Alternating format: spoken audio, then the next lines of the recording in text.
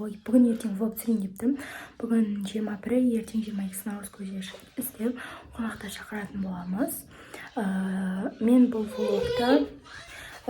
влогты новыйдан осы жерден бастап түсірем ба, или кешегі влогыма жалғастырып жіберем ба, белгісіз болып тұр. Оны монтаждайтын кезде білетін боламыз. Сендер влог соңына дейін көріп отырыңыздар.